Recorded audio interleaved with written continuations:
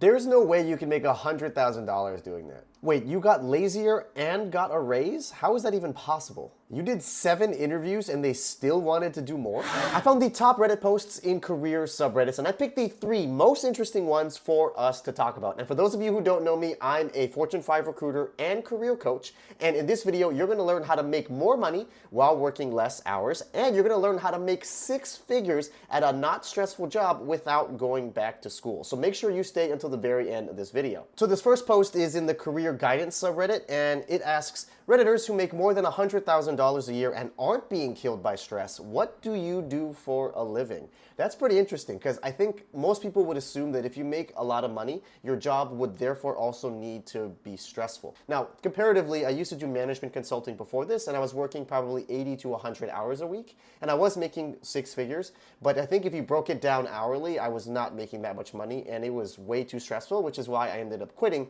and then working in recruiting. So the author goes to say, hi everyone, I have my bachelor's and have a graduate credits under my belt, yet I make less than $60,000 in a high cost of living area, and I'm being killed by the stress of my job. For context, I'm a learning and development specialist at a nonprofit. Now, first of all, I think making $100,000 in the United States is actually a good amount of money. There's not a lot of people that make $100,000 a year. So here's a study that was done by the United States Census Bureau, and it says the median income in 2023 for the United States was $80,000. So you would be in the upper 30 to 40% of the US if you made 6 figures a year, which would tell you though that that's a really good goal and not everyone gets to do that. So as you look through the comments, a lot of them are focusing on the fact that this person works for a nonprofit and that's why they aren't making that much money. Now it is true that nonprofits and government typically do pay less than if you were to work for a for-profit company, and certain industries obviously will pay more than others, like tech pays the most and then financial services usually comes second. Now, as someone who used to work in consulting, I can just tell you that the industries or the companies or the businesses that tend to have the highest profit margins usually are the ones that end up paying the most. And the ones that have the smallest profit margins, like anything in consumer packaged goods or manufacturing, or anything where there's physical products and you have to ship them around and there's a lot of logistics and supply chain, those typically don't have very high profit margins,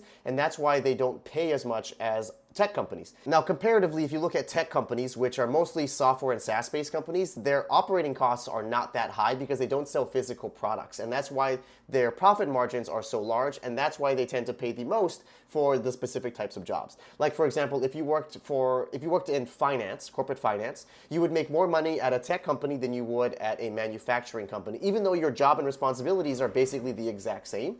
Tech companies tend to pay more because their company in general just makes more money. A lot of these comments are basically saying you should just keep doing your job but not at a nonprofit, and that's why you're not making that much. And you have to strike this balance between being altruistic and helping the community, or being a good person, and making more money, and you can't do both. Now, there are some people on Reddit who are saying that they work for a nonprofit and make good money, like companies like Goodwill, and this person looks like they work for the public water provider for a city. Now, I used to live in the Bay Area, and I do know that PG&E, although there's a little bit of controversy after the fires and things, I do know that PG&E actually pays very well. Not as much as tech companies, but they're pretty close. So you should look at public utilities if you're trying to find an industry or company that pays well, that's in the nonprofit sector, that serves your community. I did not know Goodwill has a revenue of $7.4 billion. That's crazy. Oh, this is pretty interesting. This Reddit user said they used to work for a tech company and then they moved to the environmental nonprofit space and their mental health has drastically improved. But they do say they are underpaid in contrast to their previous salary, but they're still making over 6 figures, 140K. There's someone that says, I'm a global campaign manager for a large hardware/software company. I work maybe 20 hours on average. I just spent the last 2 hours watching Boston Legal. I had my 6-month review, and they said I'm wonderful to work with and really talented. Total comp 125K a year. Obviously, this is not real life, and you probably shouldn't become a global campaign manager or work in marketing just because one person says they work 20 hours a week and make 6 figures a year. I don't even know if they're gonna have a job. There's a lot of people who are engineers. Now, honestly, if you get a software role right out of college, If you're at a medium to top tier company, you'll obviously start at more than 6 figures. But even if you start at maybe like 60 or 80K, maybe 1 or 2 years, you'll break the 100K mark. So you just need to figure out what your timeline is. And if you're patient and you work up the career ladder, usually after 1 or 2 promotions, regardless of where you live or what company or industry you're at, if you can probably get to like a manager level or a medium mid-level, as long as you're not working like a retail or hourly job, you'll most likely make 6 figures. And I know even for some retail companies, right, if you work at like Costco, for example, if you can become a manager level or like after your second promotion, even if you started at retail stocking shelves at Costco, you will break the 6 figure mark. I also know that if you are the manager at an In-N-Out, you also make more than 6 figures. And of course, I also had to ask ChatGPT or Google Gemini what jobs pay more than $100,000 a year. Now, some of these have very high barriers to entry, right? To be a doctor, you have to go to school for at least 8 years, same with being a lawyer. Now, as a software developer, you could do a boot camp and also get a job right out of the boot camp without having to go back to school and get a full degree. But I will say in 2025 this year, a lot of the layoffs have been around software roles, and AI is replacing a lot of the front-end development. The back-end development still seems to be pretty safe and not touched by AI, but I would be a little cautious because it's not what it used to be back in COVID, where any software developer could get a high-paying job. Now, if you do work in sales, you could definitely do 6 figures for sure. I also have friends who are real estate agents and work in real estate. If you're in California, New York, Hawaii, you can easily make 6 figures your very first year. But it is a very stressful job, and you do have to work a lot of odd hours. But if you don't want to go back to school, if you look at any type of sales job that's sales focused that pays on a commission or quota, even if you worked at maybe like a car dealership, you could also break 6 figures, especially in California. Data scientists, data analysts, you also need to either do a boot camp or go back to school. Obviously, investment banking is the hardest job to get in the world, so be a little bit cautious about that one. Yes, okay, even ChatGPT agrees with me, real estate agents. And yes, there are some skilled trades where, I mean, you would have to go back to a trade school, but it's not as expensive as going to a traditional university and getting a traditional education. Software salespeople who are super overpaid for not having a ton of specialized skills, and there are no geo differences in comp. Most basic account executives start at around 110K base and make $110,000 in commission, lowest if you're at a good tech company. So if you're at a good tech company and you work in sales, you make $220 a year, and it just goes up from there. It is really stressful though if you're not making your quota and you aren't even guaranteed to be selling a good product or have a good geo or region to sell in, like your territory might actually be bad. Hey, there's another recruiter. He or she is the lowest paid one, and they make $108,000 a year and work 40 hours a week. Get to help people, and it's not stressful. So basically, to summarize, if you want to make 6 figures a year and not be stressed, you're going to probably have to take a job first that is really stressful, that already pays well, and then transition into the same type of job but in a more corporate environment or in a different industry. Or you may have to go back to school. Or you could work in sales, where for the most part, everyone agrees you can make more than 6 figures, and the job only pays more the higher you progress up the ladder, especially if you're good at your job, getting paid on your commissions and getting good bonuses. So if you want to learn how to break into sales or just learn more about the sales field in general, you're going to watch this video right here where I broke down all of the entry level and medium level positions in sales and how much money you can make and how to actually get those jobs without any prior experience. Okay, this next Reddit post says, I got a raise after I started leaving exactly at 5 p.m. and my boss is acting like I've stepped up my game. Oh, that's interesting. For years, I was the office tryhard, first one in, last one to leave, answering emails at midnight and taking on everyone else's problems. I asked for promotion 3 times and kept getting the "we see your potential, just need to wait for the right timing" speech. Ouch. Last month I hit my breaking point after being passed over again for someone who'd been there half as long but played golf with the vice president. So it is who you know, not what you do. I decided that I was done killing myself for this place. I started working strictly 9 to 5, turning off email notifications after hours and saying no to last minute requests that weren't my responsibility. Then the weirdest thing happened. My boss called me in yesterday and gave me a 15% raise for showing such impressive growth in prioritization and efficiency. So they work less and get paid more. Now, a lot of the people in the comments actually said that this also happened to them, which is pretty crazy. I've seen this before. My theory sometimes is people who are overworking, stay late, always hustling, give the mistaken appearance that they are always behind, catching up at the last minute, overwhelmed, or can't keep up. So this shows you how your personal brand actually dictates more than what you do. Actually, that your personal brand may be showing up wrong at the office because you're working so hard and you're staying late and you're doing all the things that you think make people perceive that you're working hard. It actually may be given the opposite perception, which is you're working late because you're not good at your job. One of the commenters is a boss or a manager themselves, and it says, yes, it can appear reactive. As a boss, we like proactive and looking like you have big things under control. Here's an interesting perspective and comment. It is also possible that the extra work you were taking on wasn't your best product. Either you were overwhelmed and the quality was suffering, or the extra you were taking on wasn't where your expertise lay, and while you could finish it, it wasn't your best work. I've also seen that before from the people who always say yes to things.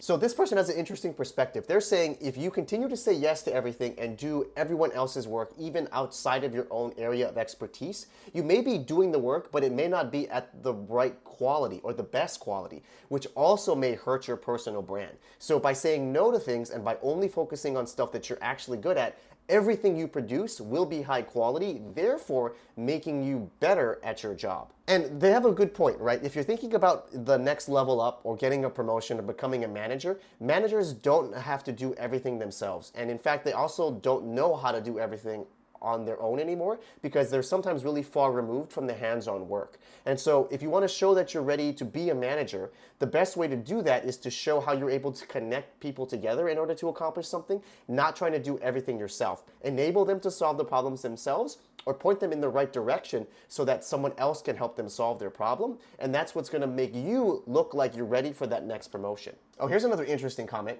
It says, I think OP's boss feared they were going to quit and gave them a raise so they would actually stay. Oh, that's an interesting perspective too. All right, so now I want to give you my perspective and opinion as someone who's gotten a promotion at least every other year or usually at least every 3 years. Even after I switched careers and got a job as a recruiter with no prior experience, I was able to get a promotion in my first year. So I think one of the key things that people are missing in the comments and people aren't actually talking about here is the initial impression that they first built or their initial personal brand. And that is that they work really hard. They were the first one in, last one to leave, always available and taking on everyone else's problems. So they were building a really positive personal brand from the beginning. They were showing people that they work hard and they like their job. That's the impression that they're giving people. And they're very knowledgeable because they're taking on everyone else's problems and solving stuff outside of their work. Now, unfortunately, they're working not for the right company, not for the right boss, because they weren't being rewarded for that type of work. And so when you start to work less, when your personal brand is already very strong, it doesn't come across and interpreted negatively. As you can see, their boss told them they have such impressive growth in prioritization and efficiency. And, quote, you are more focused and delivering higher quality work. Now, they would not have interpreted them working less if they started working less from the beginning. That's the key. And that's what I tell people all the time is your first impression really does build your personal brand forever. And so it is better to work harder in the beginning and then slack off later than to do the opposite. Because if you start off as a slacker and people know that you don't like to work hard, then you want to step it up later, then it's going to look like you are desperate or you're falling behind or that your manager gave you negative feedback and now you're just trying to catch up. So the key here is you actually need to do it in this specific order. All right, this next one is a pretty interesting one that I think we can all learn from, which is, are all companies just dumpster fires?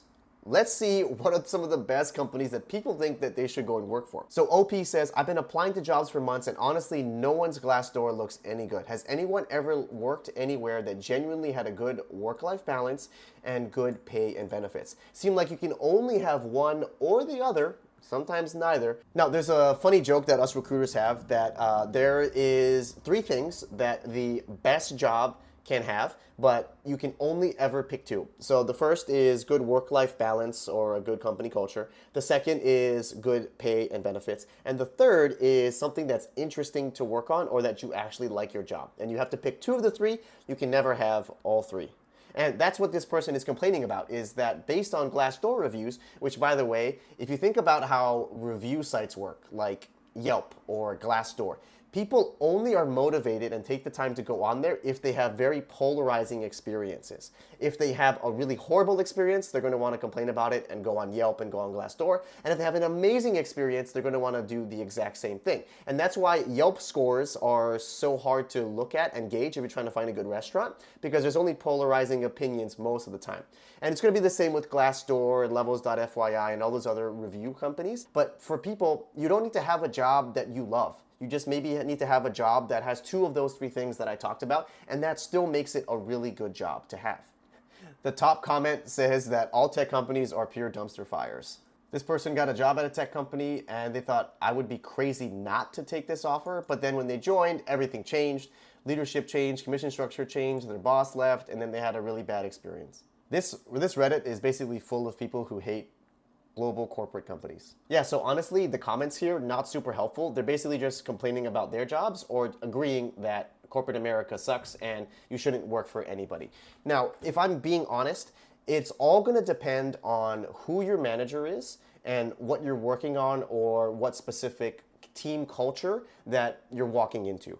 There's tons of companies, mine included, that are known for like the best places to work, and you can look at Fortune's top companies to work for. So it's really going to depend on the culture that your manager creates, which is why it's so important to, in a way, interview your manager before you accept the job. And here's a video of the best questions to ask before you accept a job offer to make sure you're not walking into a quote-unquote dumpster fire.